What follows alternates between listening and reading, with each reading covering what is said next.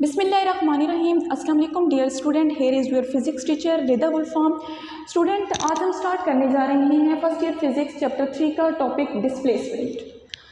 Student, जब भी आप ये वर्ड डिस्प्लेसमेंट को सुनते हैं फ़ौरन से एक और टर्म आपके माइंड में आती है, डिस्टेंस। तो अक्सर आप सोचते हैं कि डिस्प्लेसमेंट और डिस्टेंस जो है क्या ये सेम चीज़ है? अगर डिफरेंट है तो किस तरह एक दूसरे से डिफरेंट है? आज हम जो है डिस्टेंस और डिस्प्लेसमेंट को देखते हैं और हम देखते हैं कि ये कब सेम और कब डिफरेंट होते हैं, इनमें बेसिकली क्या फ़र्क है। आज हम ये चीज़ क्लियर करते हैं। स्टूडेंट, यहाँ पे आप देखें तो आपको एक छोटी सी डायग्राम नज़र आ रही होगी, जिसमें हमारे पास यहाँ पे देखें ये कर्व सा पाथ है हमारे पास। इसमें हम कंसीडर करें पॉइंट ए और पॉइंट बी। हम देखते हैं कि पॉइंट ए और पॉइंट बी, पॉइंट ए से लेके पॉइंट बी तक जाने के हमारे पास कितने रास्ते हैं।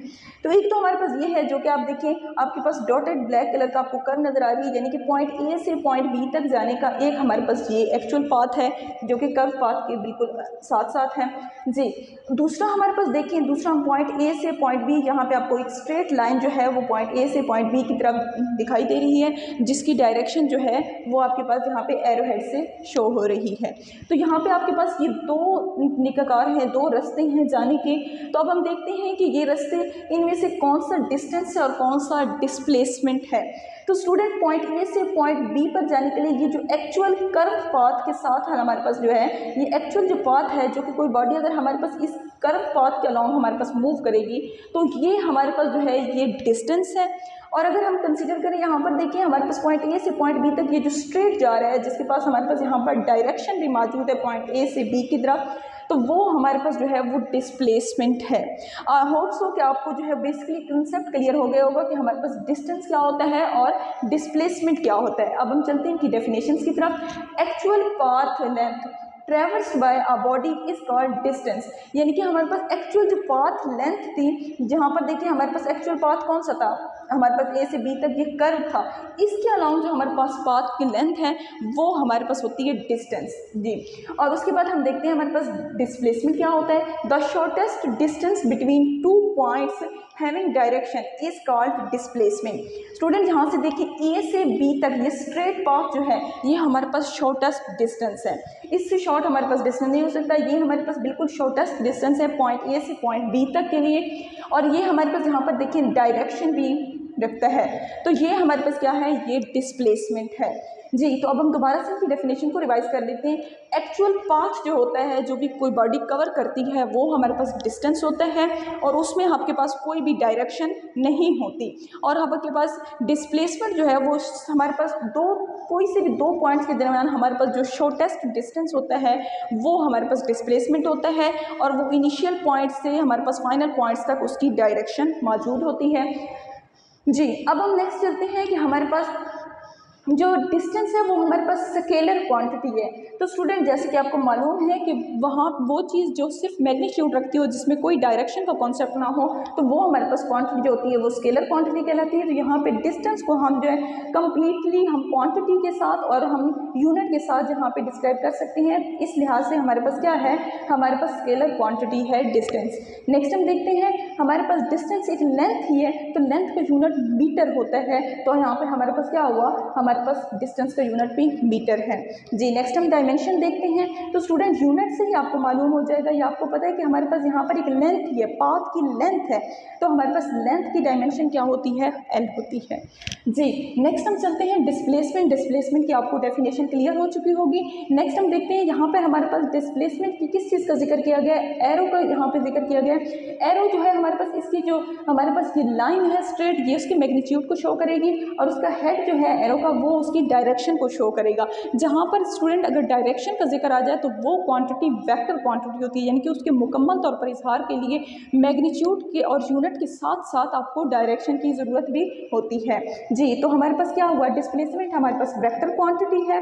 नेक्स्ट हम देखते हैं इसका यूनिट। तो स्टूडेंट, यहाँ से लेके यहाँ तक हमारे पास एक लेंथ ही है ना, डिस्प्लेसमेंट भी हमारे पास एक लेंथ ही है, यानी कि हमारे पास क्या है, हमारे पास शॉर्टेस्ट डिस्टेंस है बिटवीन टू पॉइंट्स। तो डिस्टेंस एक लेंथ है, तो हमारे पास डिस्प्लेसमेंट भी लेंथ ही हुई तो हमारे पास इसका यूनिट क्या है, मीटर है, और इसकी डायमेंशन भी सेम हमारे पास डिस्टेंस की तरह है, क्योंकि यहाँ पर हमारे पास डिस्प्लेसमेंट एक लेंथ है, तो लेंथ की डायमेंशन हमारे पास क्या होती है, कैपिटल एल होती है, जो कि हम क्या करते हैं, ब्रैकेट्स में लिखते हैं डायमेंशन को।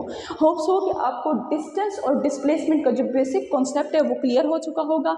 यहाँ पर एक और टर्म कही गई है, वो आप देख लेते हैं, हमने ये पहले स्किप की है, अब दोबारा हम इस टर्म को देख लेते हैं। वो ये है कि actual path could be straight और कर्व। हमारे पास जो है बेटा यहाँ पर एक्चुअल पाथ जो है वो स्ट्रेट भी हो सकता है और कर्व भी हो सकता है। हमने कहा है ना कि हमारे पास क्या है, अगर हमारे पास ए से पॉइंट बी तक ये कर्व पाथ ना होता, सिर्फ हमारे पास क्या होता, हमारे पास ये एक्चुअल जो होता पाथ वो हमारे पास स्ट्रेट ही होता, तो तब हम देखते हैं हमारे पास डिस्टेंस और डिस्प्लेसमेंट बिल्कुल सेम हो जाते। ज़रूरी नहीं है कि हमारे पास जो डिस्टेंस है वो एक कर्व पाथ हो, वो हमारे पास स्ट्रेट भी हो सकता है जी। इन्हीं के अलॉन्ग हम इसको कॉन्सेप्ट को क्लियर करने के लिए हम जाते हैं कि हमारे पास डिस्टेंस और डिस्प्लेसमेंट कब सेम होंगे और कब डिफरेंट होंगे, और दूसरा हम देखते हैं कि हमारे पास स्ट्रेट पाथ के अलॉन्ग कैसे होता है और हमारे पास कर्व पाथ के अलॉन्ग जी। अब फर्स्ट ऑफ ऑल हम डिस्टेंस डिस्कस करते हैं अलॉन्ग द कर्व पाथ। अब हम देखते हैं कि हमारे पास कर्व पाथ के अलॉन्ग जो है वो डिस्टेंस और डिस्प्लेसमेंट क्या होता है। तो स्टूडेंट आपको ये बात वाज़ेह पता होनी चाहिए, distance is different from displacement. अगर कर्व पाथ होगी तो हमारे पास डिस्टेंस और डिस्प्लेसमेंट क्या होगा,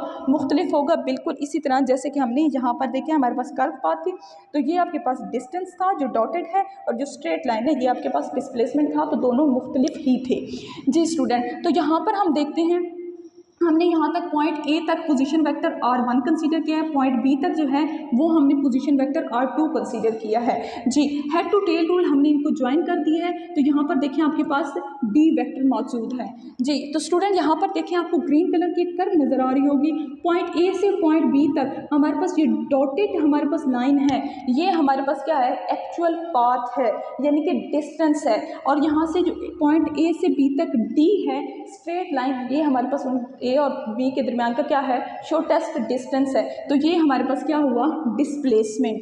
स्टूडेंट तो यहाँ पर देखें आपके पास डिस्टेंस और डिस्प्लेसमेंट में फ़र्क मौजूद है जी। अगर हम यहाँ पे देखें, हम हेड टू टेल रूल, हम यहाँ पे डिस्प्लेसमेंट की वैल्यू फाइंड करना चाहें तो हमारे पास ये क्या है, आर हमारे पास 2 जो है वो हमारे पास रिजल्टेंट है, तो r2 जो है वो हमारे पास यहाँ पर तमाम बाकी वेक्टर्स के सम के इक्वल होगा, यानी कि d प्लस r1 जी। अब हम यहाँ पर देखें, हम डिस्प्लेसमेंट की वैल्यू फाइंड करना चाहते हैं, तो r1 वेक्टर यहाँ पर ऐड हो रहा है, दूसरी तरफ जाके सब्ट्रैक्ट हो जाएगा r2 में से, तो हमारे पास डिस्प्लेसमेंट की वैल्यू हम फाइंड कर सकते हैं, उसका फार्मूला हमारे पास आ चुका है जी। नेक्स्ट हम देखते हैं अलॉन्ग द स्ट्रेट पाथ जी। स्टूडेंट अगर हम देखें कि हमारे पास क्या है, अलॉन्ग स्ट्रेट पाथ हम देखते हैं कि हमारे पास डिस्टेंस और डिस्प्लेसमेंट में कोई फ़र्क होता है या नहीं होता जी। Distance and displacement would be same.